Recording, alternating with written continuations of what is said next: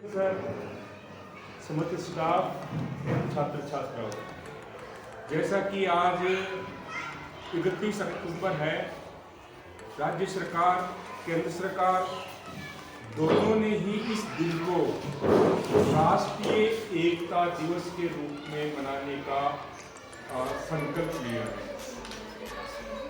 31 अक्टूबर को राष्ट्रीय एकता दिवस मनाने का सरकार का फैसला था। 2014 के अंदर सरकार बनी और उसने 31 अक्टूबर को राष्ट्रीय एकता दिवस के रूप में मनाया।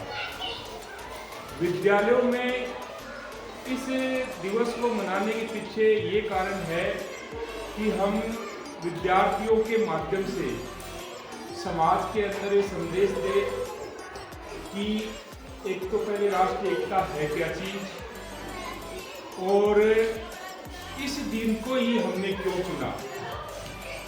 राष्ट्रीय एकता है कि हम राज्य के किसी भी कोने में रहे, लेकिन देश की प्रति हम एक रहे, चाहे हमारे क्षेत्रीय विभिन्नता हो, भाषाई विभिन्नता हो या धार्मिक विभिन्नता हो, सांस्कृतिक विविधता हो, किसी भी प्रकार की विविधता हो, इनको हम नजरअंदाज करते हुए और देश के लिए हम सब एक रहे, ये राष्ट्रीय एकता है। इस दिवस को 31 दिसंबर को ही राष्ट्रीय एकता के लिए क्यों चुना गया, आपको सुबह बताया गया था प्रार्थना के अंदर। देश को आजाद कराने के लिए अनेक नेताओं की, अनेक शहीदों वीरों की भूमिका रही इनमें, परंतु आजादी के बाद देश को एक करने के लिए जो महत्वपूर्ण भूमिका थी वो थी सरदार वल्लभ भाई पटेल। सरदार पटेल ने 565 स्टेट्स थे, देसी रियासतें थी, उन रियासतों का यूनिफिकेशन किया, उनको एक किया।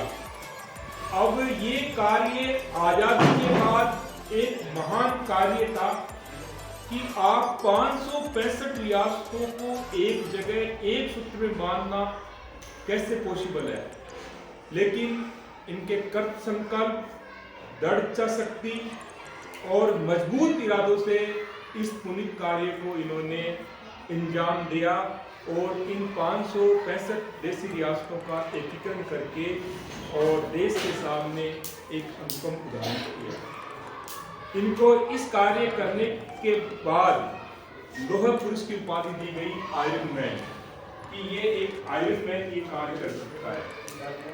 जो सबने अच्छा लिखा है लेकिन उत्कृष्ट है वो है सोनल भदौरिया, उसको आपके पहला स्थान मिला है, और जो सेकंड पोजीशन मिली है वो मिली है सैफ मीना को।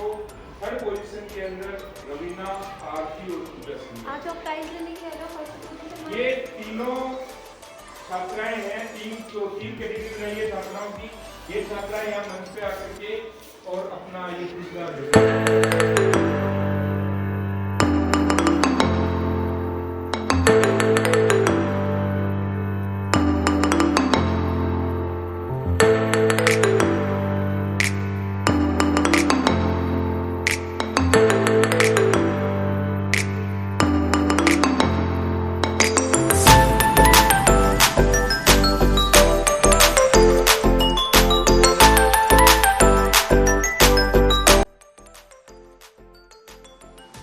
और मैं इसके फेवर में बोल रहा हूँ।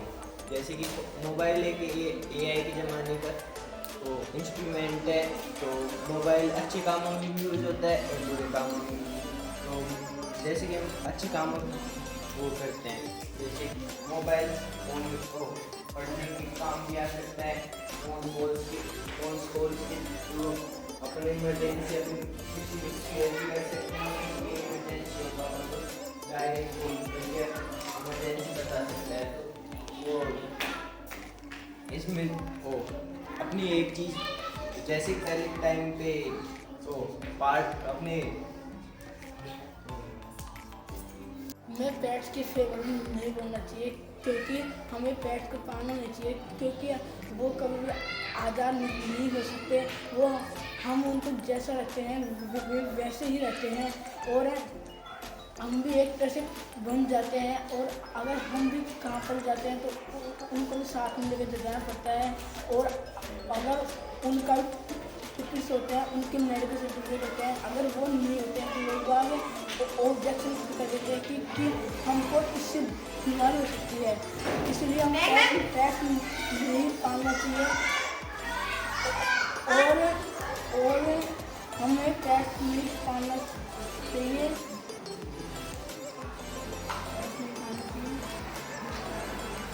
टॉपिक मोबाइल है और मैं फेवर के बारे में बोलूँगी। मोबाइल बहुत सी चीज़ों में उपयोग होता है, जैसे एजुकेशन में भी ले सकते हैं अपन, और मोबाइल फन और एंजॉय के लिए भी होता है, जैसे गेम से भी खेल सकते हैं और मूवी भी देख सकते हैं, सॉन्ग भी सुन सकते हैं।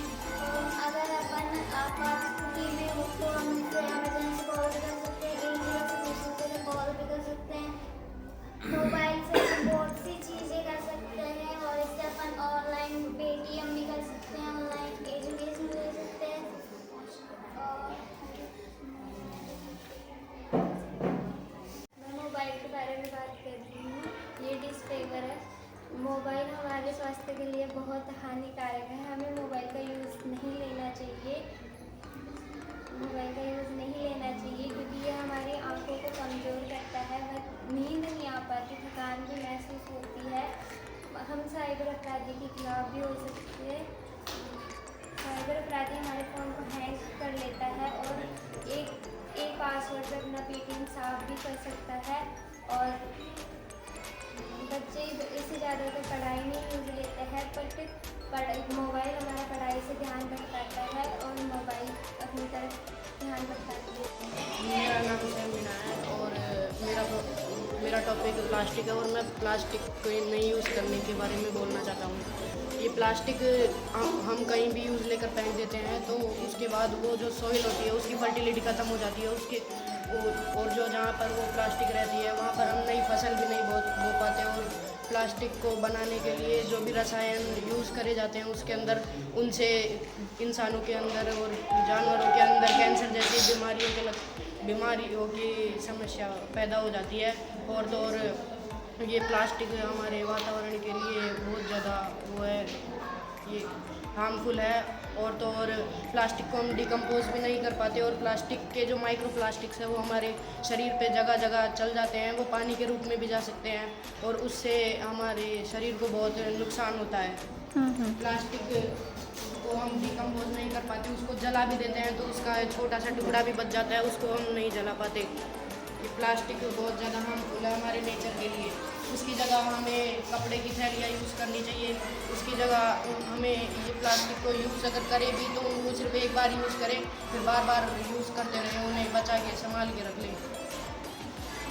मैं मोबाइल के बारे में बोलना चाहती हूँ और उसके डिसफेवर के बारे में बोलना चाहती हूँ। मोबाइल बच्चों को पढ़ने नहीं देता और उनकी आंखों में दर्द लगता है। या रात को लेट तक मोबाइल देखते हैं तो सुबह लेट उठते हैं, लेट स्कूल जा पाते हैं।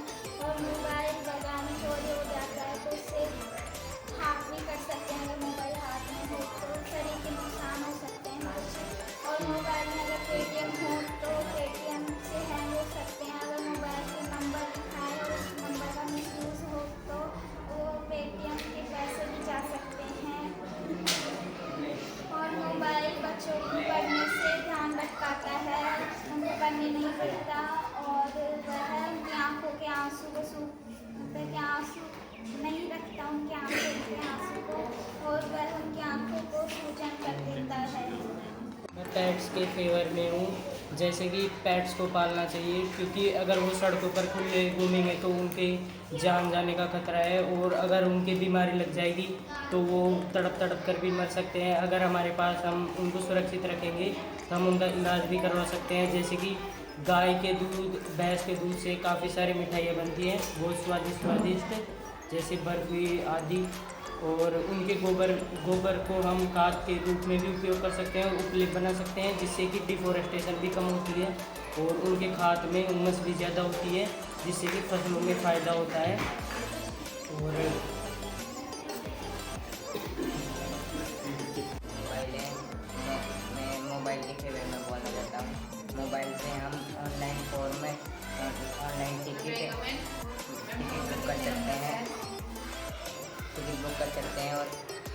इससे ऑनलाइन शॉपिंग और उससे देश भर की खबरें हमें मोबाइल पे मिल जाती है। मोबाइल हमारे डेली यूज में भी काम आता है। मोबाइल से हमको हमें प्लास्टिक यूज़ करनी चाहिए। प्लास्टिक हमें आसानी से मिल जाती है और सामान कैरी करने में भी मदद करती है। और प्लास्टिक से बहुत सारी चीज़ें बनती है, जैसे टेबल चेयर बनती है, तो इनके ऊपर अपन बैठ सकते हैं। और प्लास्टिक बहुत सारे कामों में यूज़ की जाती है अपने।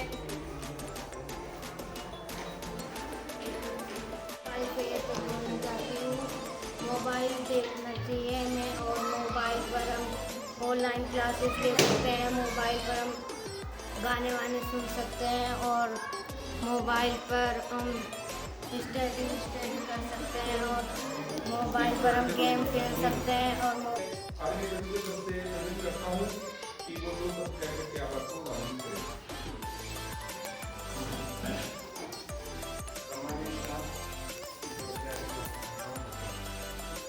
जैसे कि आप बताएं आज